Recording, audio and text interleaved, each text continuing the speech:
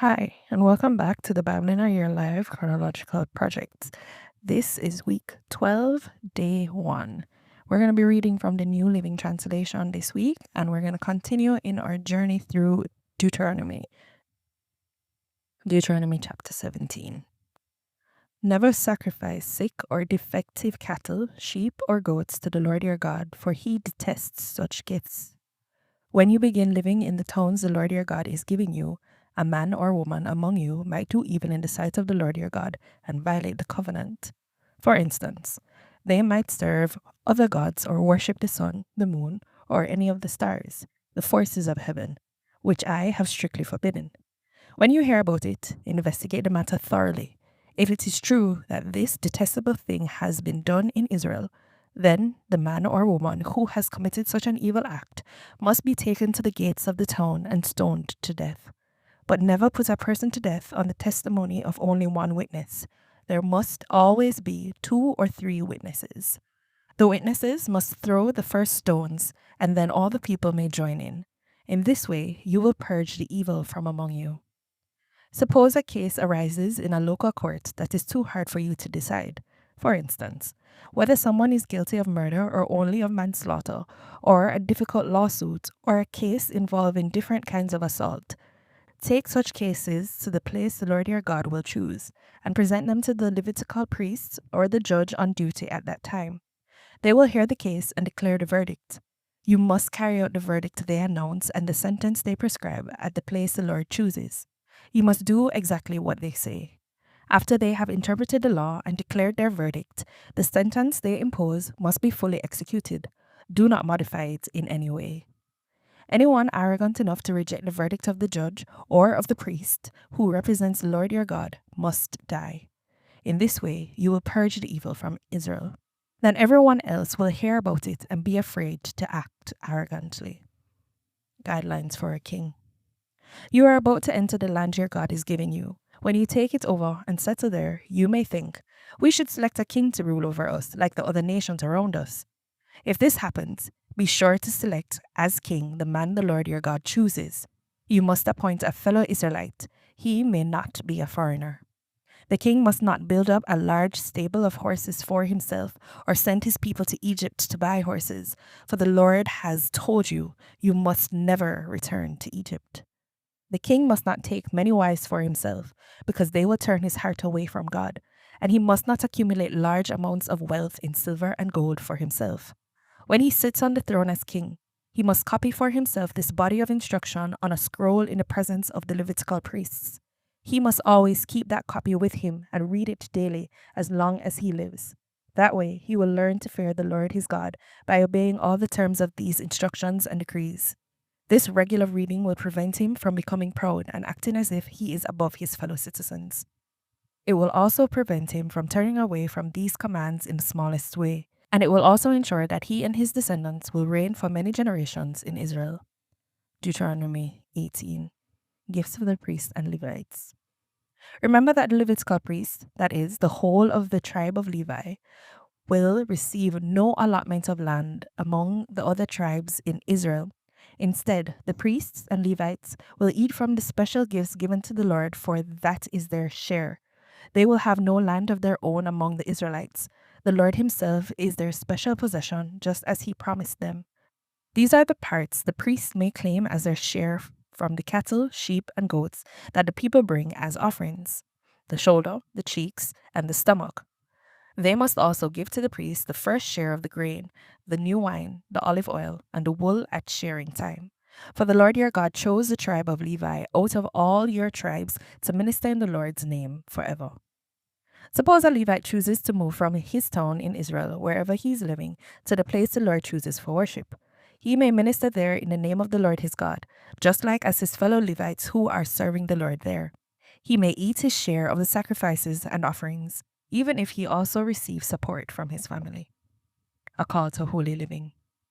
When you enter the land the Lord your God is giving you, be very careful not to imitate the detestable customs of the nations living there.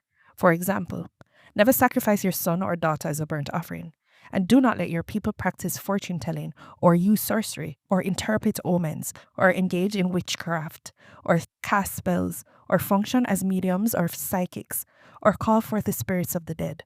Anyone who does these things is detestable to the Lord. It is because the other nations have done these detestable things that the Lord your God will drive them out ahead of you. But you must be blameless before the Lord your God. The nations you are about to displace consult sorcerers and fortune tellers, but the Lord your God forbids you to do such things. True and false prophets. Moses continued, the Lord your God will raise up for you a prophet like me from among your fellow Israelites.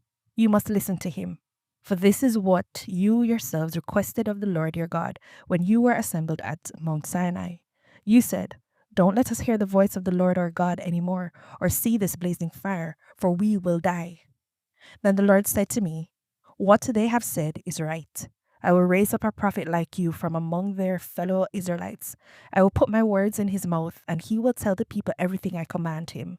I will personally deal with anyone who will not listen to the messages the prophet proclaims on my behalf. But any prophet who falsely claims to speak in my name, or who speaks in the name of another God, must die. But you may wonder, how will we know whether or not a prophecy is from the Lord? If the prophet speaks in the Lord's name, but his prediction does not happen or come true, you will know that the Lord did not give that message. That prophet has spoken without my authority and need not be feared. Cities of refuge. When the Lord your God destroys the nations whose land he is giving you, you will take over their land and settle in their towns and homes. Then you must set apart 3 cities of refuge in the land the Lord your God is giving you. Survey the territory and divide the land the Lord your God is giving you into 3 districts, with one of these cities in each district. Then anyone who has killed someone can flee to one of the cities of refuge for safety. If someone kills another person unintentionally, without previous hostility, the slayer may flee to any one of these cities to live in safety. For example, suppose someone goes into the forest with a neighbor to cut wood. And suppose one of them swings an axe to chop down a tree, and the axe head flies off the handle, killing the other person. In such cases, the slayer may flee to one of the cities of refuge to live in safety. If the distance to the nearest city of refuge is too far, an enraged avenger might be able to chase down and kill the person who caused the death. Then the slayer would die unfairly, since he had not shown hostility towards the person who died. That is why I'm commanding you to set aside 3 cities of refuge. And if the Lord your God enlarges your territory, as he swore to your ancestors, and gives you all the land he promised you, you must designate 3 additional cities of refuge. He will give you this land if you are careful to obey all the commands I have given you, if you always love the Lord your God and walk in his ways. That way, you will prevent the death of innocent people in the land the Lord your God is giving you as your special possession. You will not be held responsible for the death of innocent people. But suppose someone is hostile toward a neighbor and deliberately ambushes and murders him, and then flees to one of the cities of refuge. In that case, the elders of the murderer's hometown must send agents to the city of refuge to bring him back and hand him over to the dead person's avenger to be put to death. Do not feel sorry for that murderer. Purge from Israel the guilt of murdering innocent people, then all will go well with you. Concern for justice. When you arrive in the land your God is giving you as your special possession, you must never steal anyone's land by moving the boundary markers your ancestors set up to mark their property. You must not convict anyone of a crime on the testimony of only one witness. The facts of the case must be established by the testimony of 2 or 3 witnesses. If a malicious witness comes forward and accuses someone of a crime, then both the accuser and accused must appear before the Lord by coming to the priests and judges in office at that time. The judges must investigate the case thoroughly. If the accuser has brought false charges against his fellow Israelites, you must impose on the accuser the sentence he intended for the other person. In this way, you will purge such evil from among you. Then the rest of the people will hear about it and be afraid to do such an evil thing. You must show no pity for the guilty. Your rule should be life for life, eye for eye, tooth for tooth, hand for hand, foot for foot. Deuteronomy 20. Regulations concerning war.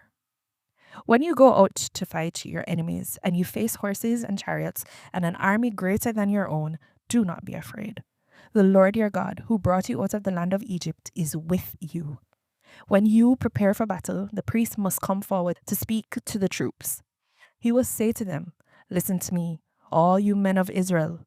Do not be afraid as you go out to fight your enemies today. Do not lose heart or panic or tremble before them, for the Lord your God is going with you.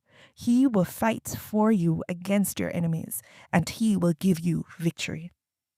Then the officers of the army must address the troops and say, "Has anyone here just built a new house, but not yet dedicated it? If so, you may go home.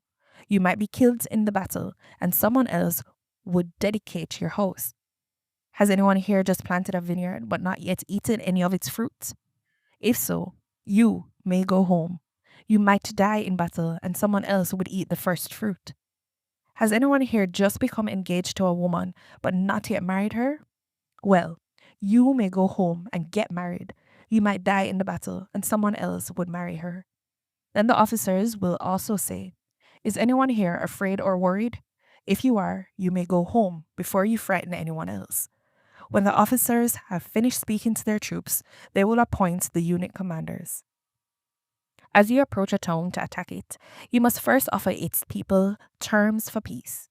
If they accept your terms and open the gates to you, then all the people inside will serve you in forced labor. But if they refuse to make peace and prepare to fight, you must attack the town. When the Lord your God hands the town over to you, use your swords to kill every man in the town. But you may keep for yourselves all the women, children, livestock, and other plunder. You may enjoy the plunder from your enemies that the Lord your God has given you. But these instructions apply only to distant towns, not to the towns of the nations in the land you will enter. In those towns that the Lord your God is giving you as a special possession, destroy every living thing. You must completely destroy the Hittites, Amorites, Canaanites, Perizzites, Hivites, and Jebusites, just as the Lord your God has commanded you. This will prevent the people of the land from teaching you to imitate their detestable customs in the worship of their gods, which would cause you to sin deeply against the Lord your God. When you are attacking a town and the war drags on, you must not cut down the trees with your axes. You may eat the fruit, but do not cut down the trees. Are the trees your enemies that you should attack them? You may only cut down trees that you know are not valuable for food.